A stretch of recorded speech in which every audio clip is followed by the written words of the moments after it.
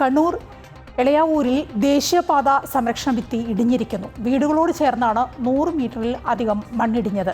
നേരത്തെയും ഇവിടെ സംരക്ഷണ ഭിത്തി ഇടിഞ്ഞിരുന്നു. ഇത് ഇന്ന് രാവിലെ 6:30 മണിക്ക് പുറത്ത് വീട്ടിൽ നടക്കാനായിട്ട് ഇറങ്ങുമ്പോൾ ഞാൻ കണ്ടത്. എന്റെ വീട് സൈഡിലാണ്, എന്റെ വീട്ടിലേക്കുള്ള വഴിയാണ്. അപ്പോൾ പുറത്ത് നടക്കാനായിട്ട് എപ്പോൾ ഇറങ്ങും രാവിലെ നോക്കുമ്പോൾ ഇത് കംപ്ലീറ്റ് ഇറങ്ങാൻ സ്ഥലവുമില്ല. ഗേറ്റ് കഴിഞ്ഞിട്ട് ഒരു 10-15 ഫീറ്റ് താഴെ ഇത് അമർന്നുപോയി. റോഡ് ഈ ലെവലിലായിരുന്നു ഉണ്ടായത്. അപ്പൊ ഇന്നൊരു റെയിൻഫോഴ്സ്മെന്റ് വാൾ ഉണ്ടാക്കിയത് ഇവർ. ഇത് പണ്ട് 2023 23 ജൂലൈയിൽ ഇതിൽ ഇടിഞ്ഞു പോയ സ്ഥലമാണ്. ആ സമയം പേപ്പറിൽ നിന്ന് വന്ന് വലിയ ഇഷ്യൂ ആയ സ്ഥലമാണ് ഇത്. ആ സംഭവം ഇവർ റോഡ് ഉണ്ടാക്കി തന്നെ എനിക്ക് 26 ജനുവരിയിലാണ്. അതൊരു എത്രയോ ആളെ കണ്ടിട്ടാണ് കാലം പിടിച്ചിട്ടാണ് എനിക്ക് അവരുടെ അവസാനം റോഡ് ഉണ്ടാക്കി തന്നെ.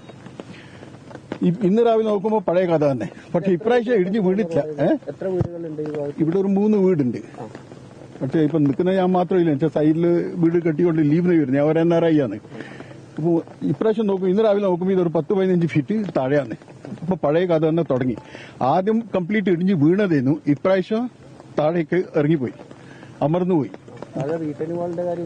റീറ്റെയിൻ വാള് അവർ നല്ലോണം കെട്ടീനി. അപ്പൊ നോക്കുമ്പോ ഈ സൈഡിൽ കാണുന്ന കല്ല് കാണില്ലേ, ആ സൈസ് അബൌട്ട് ഒരു 80 സെന്റിമീറ്റേഴ്സിന്റെ ഇതില് അവർ വാൾ ഉണ്ടാക്കി. അത് ഓപ്പോസിറ്റിലും കാണാം. അത് മുകളിൽ വരെ വന്നതാ. ഈ ലെവലിൽ നമ്മൾ കാണുന്നില്ലേ, ഈ സെയിം ലെവലിൽ വന്ന റീറ്റെയിനിങ് വാള് ഇതെല്ലാം അമർന്നു. ഒരു 15 ഫീറ്റ് കംപ്ലീറ്റ് താഴെ വന്നു. ഈ മണ്ണ് ഇപ്പൊ നിങ്ങൾ താഴെ പോയി നോക്കിയാല് ഈ റീറ്റെയിനിങ് വാളിനൊന്നും സംഭവിച്ചിട്ടില്ല. അത് താഴെ വരെ ഉണ്ട്. ഇപ്പൊ ഹൈറ്റ് പോയി retaining wall about 15 feet down ആണ്. താഴെ പോയി കഴിഞ്ഞാൽ നിങ്ങൾ കാണുക എന്താണ്, റോഡിന്റെ മേലെ കുന്നുമാതിരി മണ്ണ് കെട്ടി നിൽക്കുന്നത്. അപ്പൊ ഈ റീറ്റെയിനിങ് വാളിന്റെ അടിയിലെ കൂടിയാണ് ഈ മണ്ണ്, ഈ കാണുന്ന കംപ്ലീറ്റ് 15 ഫീറ്റ് മണ്ണ് താഴെ പോയത്.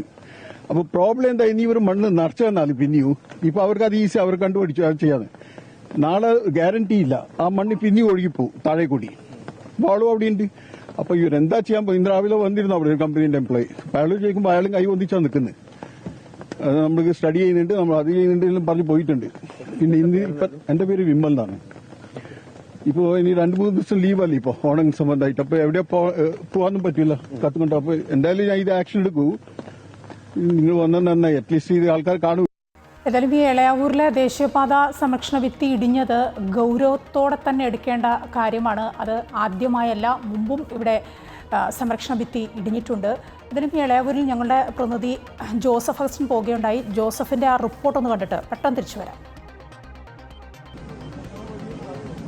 ഇന്ന് പുലർച്ചെ 5:15 കൂടിയാണ് ഇത്തരത്തിൽ നിർമ്മാണത്തിലിരുന്ന ദേശീയപാതയുടെ പാർശ്വ ഭിത്തി വലിയ രീതിയിൽ ഇടിഞ്ഞ് താഴ്ന്നത്. എന്തായാലും നിർമ്മാണ പ്രവൃത്തികൾ നടക്കുന്നത് മൂലം ഈ ഭാഗത്തൂടെ വാഹനങ്ങളോ അധികം തൊഴിലാളികളോ ഉണ്ടായിരുന്നില്ല. വലിയ രീതിയിൽ മണ്ണ് താഴോട്ട് പതിച്ചിരിക്കുന്ന ഒരു സ്ഥിതിവിശേഷമാണുള്ളത്.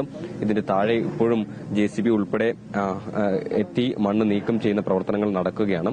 ഈ എളയാവൂർ ഭാഗത്താണ് വലിയ രീതിയിലുള്ള മണ്ണിടിച്ചിലുണ്ടായത്. നേരത്തെ ഈ ഭാഗത്ത് അശാസ്ത്രീയമായിട്ടുള്ള നിർമ്മാണമുണ്ട് എന്നാരോപിച്ച് നാട്ടുകാരടക്കം വലിയ രീതിയിലുള്ള പ്രതിഷേധങ്ങളുമായി രംഗത്തെത്തിയതാണ്.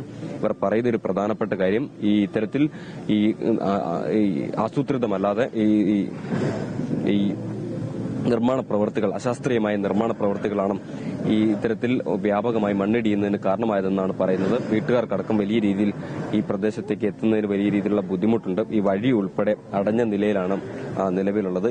അതുകൊണ്ട് തന്നെ ഇതുമായി ബന്ധപ്പെട്ട് കൃത്യമായി സംരക്ഷണ ഭിത്തി ഉൾപ്പെടെ തീർത്ത് അതിന്റെ ബലം ഉൾപ്പെടെ ഉറപ്പുവരുത്തണമെന്നൊരു ആവശ്യം കൂടി ഇവർ ഈ ഘട്ടത്തിൽ ഉയർത്തിക്കൊണ്ടുവരുന്നുണ്ട്. എന്തായാലും വലിയ രീതിയിലുള്ള മണ്ണിടിച്ചിൽ തന്നെയാണ് ഈ പ്രദേശത്തുണ്ടായിട്ടുള്ളത്. വരും ദിവസങ്ങളിലും സമാനമായ ഒരു സാഹചര്യമാണ് ഉള്ളത്. കാരണം ഇനിയും മഴ പെയ്തു കഴിഞ്ഞാൽ എപ്പോൾ വേണമെങ്കിലും നിലം പതിക്കാവുന്ന തരത്തിലാണ് ഈ മൺകൂനയും അതുപോലെ തന്നെ ഈ പാർശ്വഭിത്തിയുമുള്ളത്. ഈ റോഡിന്റെ താഴെ വശത്തായി വലിയ രീതിയിൽ കോൺക്രീറ്റ് വാള് നിർമ്മിച്ചിട്ടുണ്ട്. ആ കോൺക്രീറ്റ് വാളിന്റെ അലൈൻമെന്റിനുൾപ്പെടെ ഒരു മാറ്റം സംഭവിച്ചിട്ടുണ്ട്. അത് തള്ളി നിൽക്കുന്ന സ്ഥിതിയിലേക്കാണുള്ളത്.